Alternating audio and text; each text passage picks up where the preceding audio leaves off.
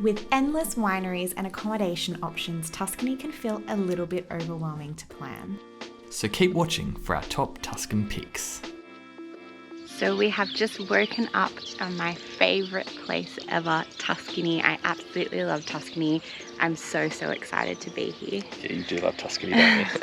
So I'm excited to be here as well, and the views are just incredible in our hotel. We're staying at Salvadonica. I was going to say Santa Monica, that's not right. Salvadonica, which is a cute little agro-tourism hotel, which is great. It's well positioned here in the Chianti region, which is a region we haven't been to before. So we're spending a couple of nights here, and then we're off to the Montepulciano region for 3 nights. So we're going to spend a bit of time across the 2 different regions, which I recommend doing, and definitely get a car if you're going to come to Tuscany as well. It gives you a lot more freedom to go around and check out some of the other areas and spread your wings a little bit further. The Chianti region is good if you are short on time though, because it is only about a 20-minute drive from Florence city. Yeah, it is super close. What do we do? We're going to some wineries tomorrow? Yeah, we've got some of our own wineries booked. We're just doing a self-driving tour, and we're just going to have a look at some of the lesser known towns here. We have been to Tuscany before, so we do still recommend Montepulciano and Pienza and Siena, San Gimignano, or the big hitters. Yeah, they're all great towns, but we won't do those on these ones. So if you're coming for your first time, definitely go to those towns. They were awesome, but we're just going to try something new this time while we're here. Bring you along with us. Salvadonica is a farm state in a medieval Tuscan borgo in the hills of Chianti. It was constructed in the 14th century and was once owned by the Corsini princes. It had so many great features, including a wine cellar tour, romantic outdoor cinema, and a great on-site farm-to-table restaurant, which we dined at both nights.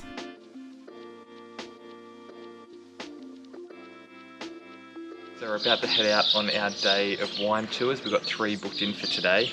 We've decided this time on our trip to Tuscany that we're going to do our own wine tours and drive ourselves around. Last time we were here, we booked a private tour, which was about €500, so it wasn't cheap, and we thought we've got a car this time, so we'll do it ourselves. But in saying that, it was pretty hard to arrange all the bookings with the various wineries with 3 of them, so it was a bit of a balancing act between whether it's easier to get a private tour or to do it ourselves, but we're doing it ourselves this time. We're excited, so we'll put the links of the ones we're visiting down below, and hopefully they're going to be a lot of fun. First stop on our wine tour was Castello Monsanto. This spot had gorgeous grounds and a very impressive collection of wines in their underground cellar.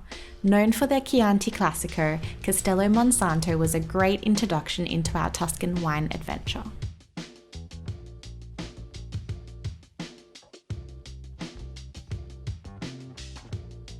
So we're at Castello Vicchiomaggio, which is a bit closer to where we're staying in Gobbi, Chianti. We're having a picnic and a wine tasting here. We've got a glass of Vermentino to start, and the view is spectacular. It's incredible view. Our third pick in Chianti was Castello de Verrazzano. This wine tasting was probably the largest group tour we did in Tuscany. The castle had historical significance, as it was initially a Roman settlement and has been in existence for more than 1,000 years. The vineyards were first mentioned in a manuscript dating back to 1150. We really enjoyed the history of this vineyard, and the wine certainly did not disappoint either. Rightly considered one of the most beautiful villages in Italy, Montefioralle is a perfect example of a Tuscan hilltop village. This village is still enclosed by its original medieval defensive walls, and it has a charming rural atmosphere. Montefiorale is a great authentic alternative to some of the busier towns that can feel a little bit overcrowded at times. And the cutest little hole in the wall, it's literally got a nana out the back making us fresh sandwiches and bruschetta. It's so good.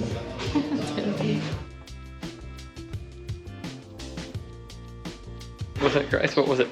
€16. We had a beer, a Bellini, bruschetta, a panini, Delicious. Slice of cake. So cheap. It's so cute here. Definitely not in Switzerland anymore. We just walked past another really cute restaurant. Seems super authentic, not one of those towns that's just overrun with tourists like us.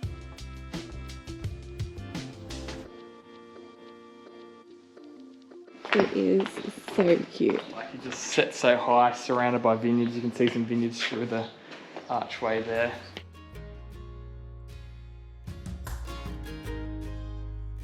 On our way from Chianti to Montepulciano, we made a stop off at Tenuta Fanti to taste some of Italy's famous Brunello wine. Tenuta Fanti was a great pick, as we got a very individualised tour and we got to see the inner workings of a Brunello winery. After our Brunello tasting, we made a quick stop at a former Benedictine monastery, the Abbaye of Sant'Antimo. This medieval monastery was well worth a visit. We really enjoyed the ruins and the spectacular Tuscan scenery. Lupaia absolutely blew us away. This is one of the best hotels we have ever stayed at, and it is our absolute favourite spot in Tuscany. The hotel used to be a village and is positioned in the secluded countryside of Montepulciano with sweeping vineyard views.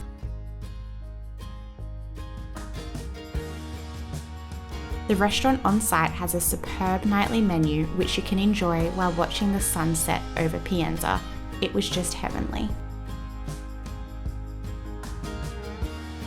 Living the dream. Pasta in the pool.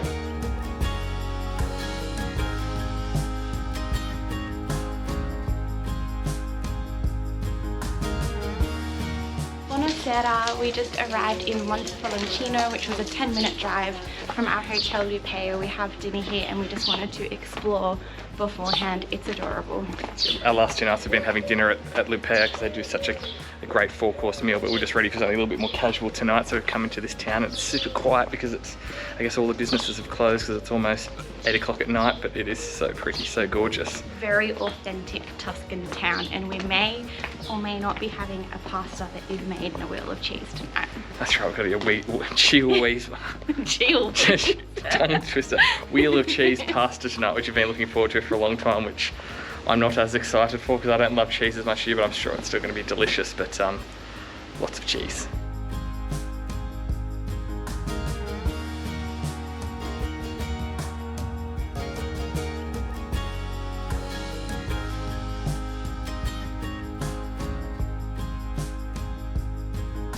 The biggest challenge in Italy is trying to get away without having a dessert, coffee or a limoncello.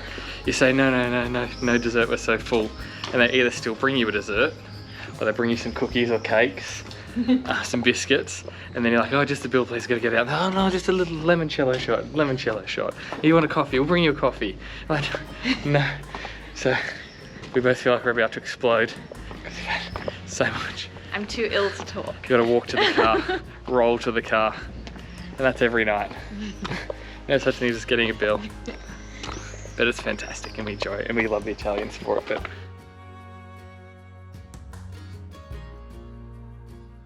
I think we said we weren't going to do Pienza in the end, but our hotel was a 16-minute drive and we couldn't help ourselves. It's just so bloody cute. So here we are.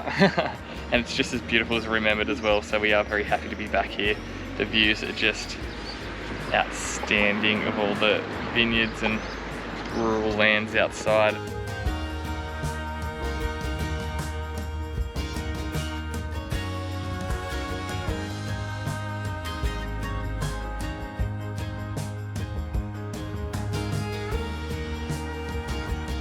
Got porchetto and pecorino. What's it He taste like? wants some too. He wants some porchetta.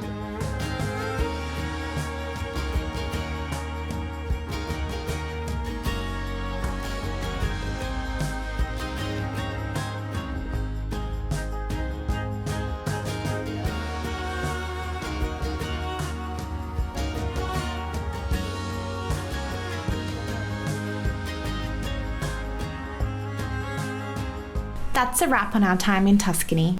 We hope that the wineries, towns and accommodation that we picked can help you plan your own perfect Tuscan getaway.